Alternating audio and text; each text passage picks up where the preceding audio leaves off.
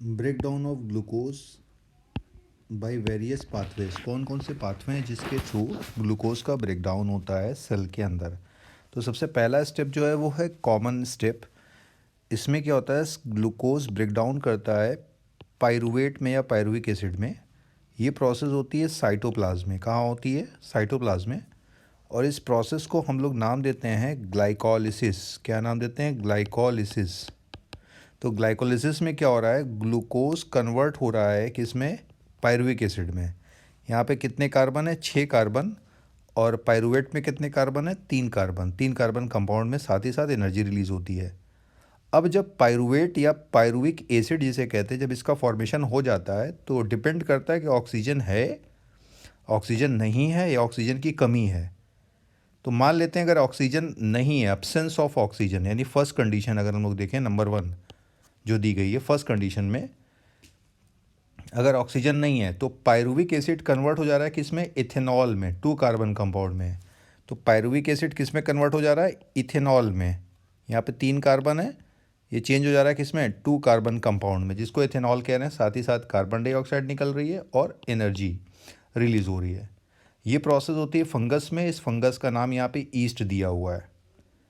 अब second condition क्या है? नंबर 2 कंडीशन, ऑक्सीजन है लेकिन लैक ऑफ ऑक्सीजन। जैसे हमारी मसल सेल्स में, ह्यूमन मसल सेल्स की बात की जाए तो यहाँ पर क्या होगा, पायरुवेट कन्वर्ट हो जा रहा है 3 कार्बन कंपाउंड में, जिसको हम लोग क्या बोल रहे हैं? Lactic acid. क्या बोल रहे हैं? Lactic acid.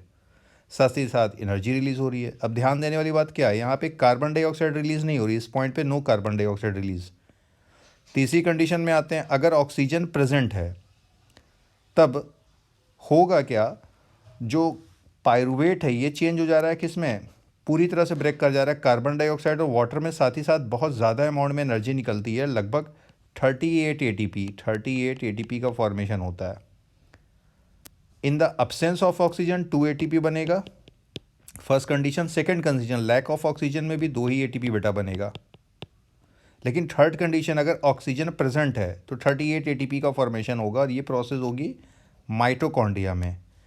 तो ये जो लास्ट स्टेप थर्ड वाला देख रहे हैं, इसको हम लोग बोलते हैं एरोबिक रेस्पिरेशन। क्या बोलते हैं हम लोग? Aerobic respiration, right.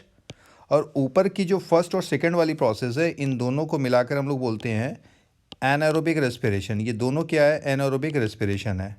Anaerobic respiration एक टोटली एब्सेंस ऑफ ऑक्सीजन में हो रहा है जो ईस्ट में, और दूसरा क्या है? Lack of oxygen. अगर मसल्स में ऑक्सीजन की कमी हो गई, कोई एक्सरसाइज ही मान लो हम लोग कर रहे हैं, भाग रहे हैं, दौड़ रहे हैं, कुछ वर्क कर रहे हैं जिसमें ऑक्सीजन की कमी हो जा रही है, तो उस दौरान ऐसा होता है लैक्टिक एसिड का फॉर्मेशन होता है।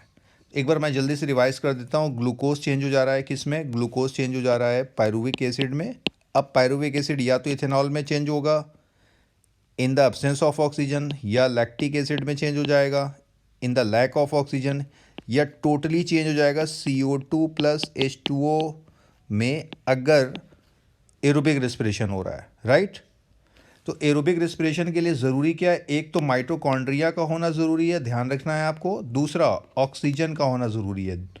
दोनों में से कोई भी एब्सेंट हुआ तो ये प्रोसेस नहीं होगी। जैसे मसल सेल की बात करें तो यहाँ माइटोकॉन्ड्रिया प्रेजेंट है, यहाँ पे माइटोकॉन्ड्रिया प्रेजेंट है, बट ऑक्सीजन की क्या हो जा रही है? कमी हो जा रही है। तो उम्मीद आपको समझ में आ गया होगा।